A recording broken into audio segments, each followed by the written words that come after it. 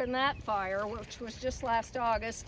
And to tell you how it all went down initially, this is the neighbor from 2 doors away, Caroline Reed. All right, and you've been here how many years? 15. Yeah, and Joe, her other half. Go ahead, Carol. So yeah, Joe and I live in the, as Kay said, the second house on Promontory, and so our back window in the back side of our house faces down the gulch and over to this area here. So that morning, it was the 24th of August, it was a Monday morning, and we got up as usual, and it was before sunlight, so it was early in the morning, it was still not quite light. I opened the curtains of the bedroom, looked across here, and you can see in this picture, number 3, that's the structure. And to the left of that, I would say probably 8 to 10 yards when I looked out, there was flames. So there was flames, there was stumps of grass on kind of different locations around it, so you could tell it had already started to spread out. So immediately I called Joe, and he called 911. Joe called 911. I got on the phone to Maria and Dawn Essig, who are on the second house up here. And because it was early in the morning, and I know that Maria and Dawn aren't early risers, it took me a few attempts, but finally Dawn answered, and then we kind of relayed the information that there was a fire outside his house.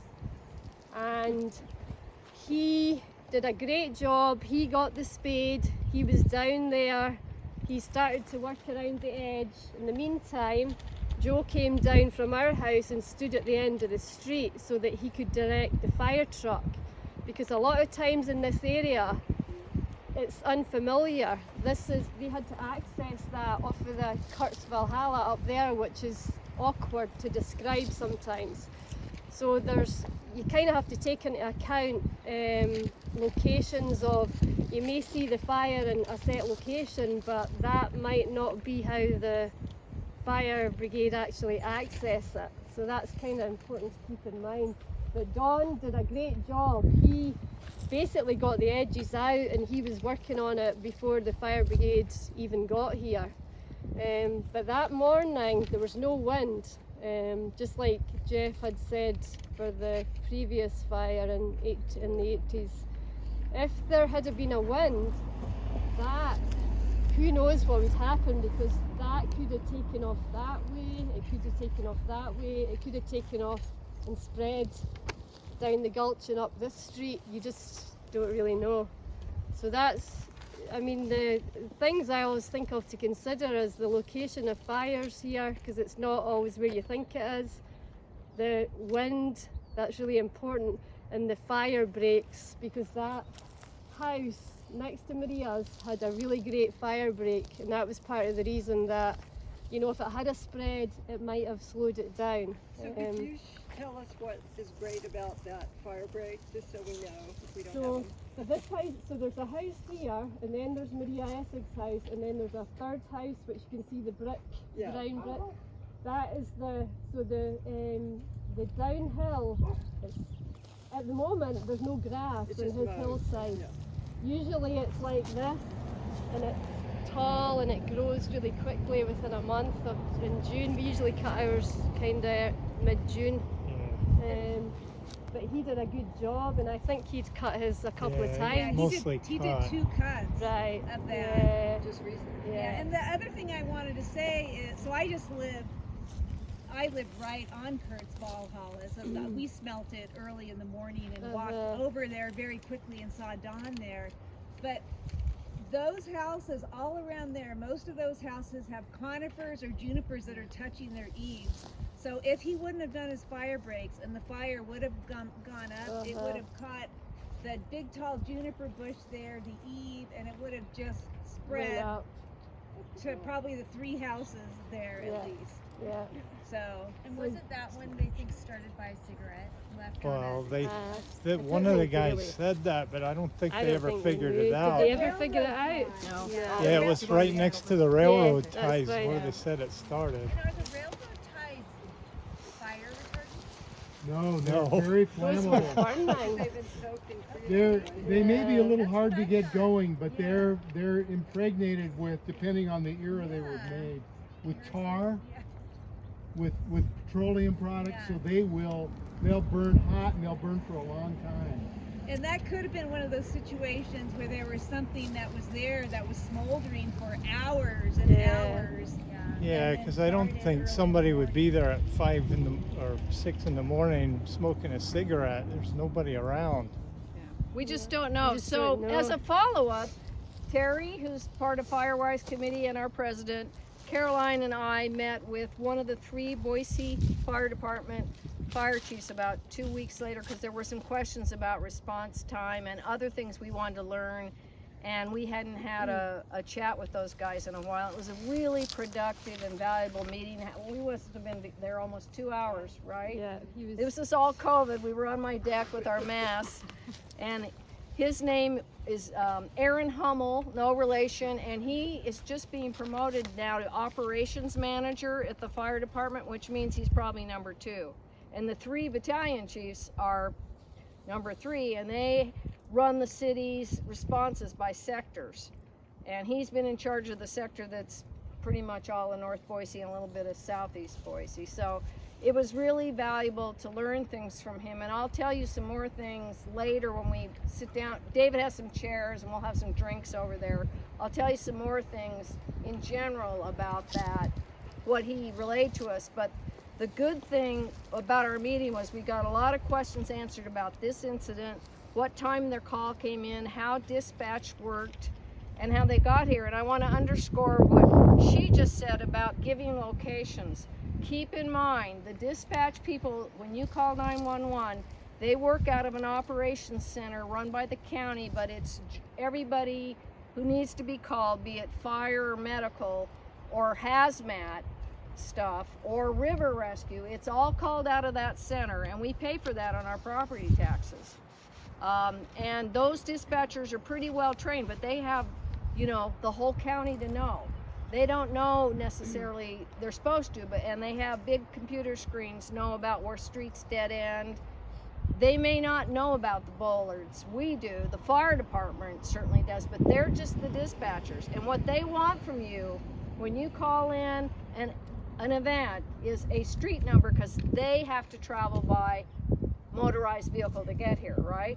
So when they were talking to Caroline Joe, that's what they wanted. And these 2 folks had the rightful concern. Well, I'm not sure I know the Joyce's house number, but it's just past Promontory and Crestline, and it's in the Gulch, or Powderhouse Gulch as we all know it. And and that's why Joe did the right thing in being out here to direct them. Of course, we learned from Aaron Hummel that they had a real good sense of it. Of course, they could see the little bit of flame still burning when they got here, and they went into Kurtz Valhalla and whatnot, right, Susan? And did their thing with the water and helped Dawn finish the job. But giving a good location, a cross street, is helpful. We have a point on the handout about knowing your neighbor's phone numbers. It doesn't hurt to also keep it handy wherever the center of your house is, where you might be making a call, have their house addresses. If it's 3 doors from you and you don't really know your neighbor 3 houses away, their street numbers, just say, and they'll want to know your number. And you have to be very clear with the dispatch. I live at XYZ number, but the fire's 3 doors away. Make that clear. That gives them enough info.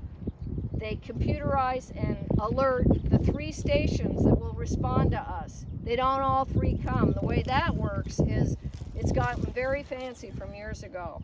And they have computerized polygons with all this GIS technology moving around, and they know minute by minute or every 2 minutes where the crews are available. So you all know Station 2's over by El Pilar on Cartwright, and Station 1 is on Reserve Reserve Street. by Fort Boise. And those are the two closest, and Station 5 downtown. Any three of them could be coming, but one of them might be out on a different call, you know, doing something medical in the Highlands or another fire, wherever. They work it out through these battalion chiefs being on the phone, and they have laptops right in the rigs they're driving with all this data, and it's changing minute by minute, and they know who to call and what to send.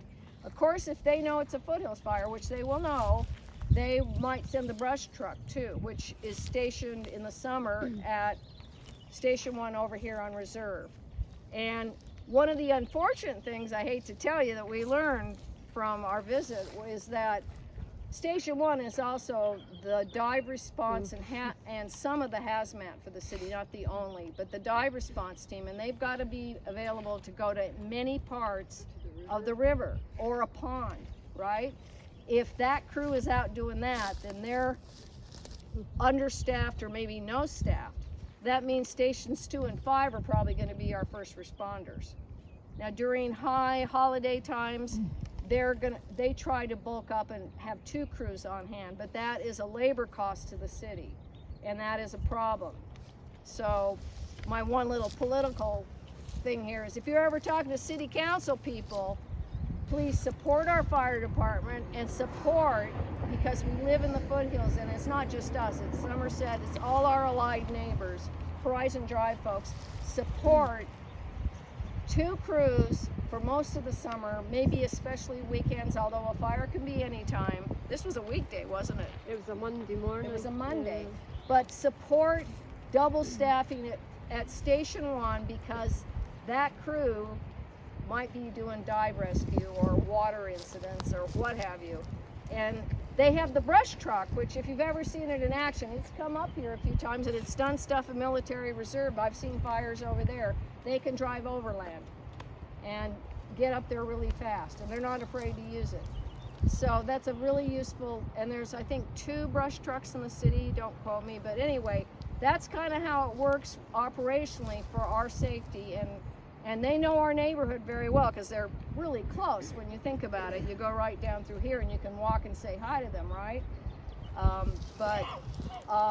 But they could be elsewhere, and the Station 2 crew could be coming, or 5. And all these guys train, and you see them driving around the neighborhood looking at things and dropping off information. And if they're based in those stations, they get to know these quadrants real well, but you still got to help them out, like Joe did by standing there and making sure they really knew where to go. You know, it was a good thing. They didn't seem to have Kurt's Valhalla on our map, and Right. she kept asking me to spell it. And I'm like, I can't remember how it's spelled. And there's an issue for you. Kurt's Valhalla is a private drive. It's not an ACHD public roadway. Yeah. So there's a little hiccup for you, you know? So good on Joe and Caroline for all they did, and especially for getting it clear to the dispatcher. So, any more questions about this one? We'll go to the Big Kahuna next. So they did ask also, was a structure threatened, and I wasn't sure. I'm assuming that was for prioritizing, but well, in this case it was, because it was not too far from Yeah, the as you can see from house. the picture, it was real close. Oh, yeah. Yeah. And at time of the morning, a lot of people were sleeping, and it Yeah, woke us up. yeah. I just happened to wake up, and I sleep with my windows open, and I smelled the smoke, and Yeah. immediately jumped up out of bed and opened the back door, and I, saw what was going on. So Right. So when you say, I've just got a question about the private drive. So do they don't have any record of any private streets then, or? I can't say for certain. That would be a good follow-up call with one of the captains or with the operations chief to know what the dispatchers have in their computers. Right. They should have them, you would think, just from Google Earth and all that, but it's a strange name, and it's a private drive, and it's not the only one. One good thing about city council, they did this in the 90s due to a lot of things that were raised during the Foothills Reformation process and after the really big fire of 87 that we're gonna go visit about, they stopped allowing private gated foothills roads. You know, there's one or two over in Somerset, and there's some farther west in the foothills. Generally, if you want to do that as a developer now, it's really frowned on. I don't know if it's totally verboten, but because of the fire thing, and you know, a gated road, even if it's privately maintained and the homeowners all have to pay to take care of it and do the snow removal and everything, it's not good for public life and safety, especially in the foothills. It may be a different matter in the flats, but we all know bad fires can happen in the flats, and a lot of you were here in the early 2000s for the tragic fire in southeast Boise. What's the name of that sub, Jeff? Oregon Trail. Oregon Trail sub. And we don't want to scare you guys, especially our newest neighbors, but They're leaving. but most of you know about that, and that was due to, again, a mechanical function, and 8 or 9 houses burned and 1 person died. And that was, but that is not a foothill situation, but it is adjacent to open land. Out on Amity and out there. Scary. They need to do fire breaks there too. So let's move on.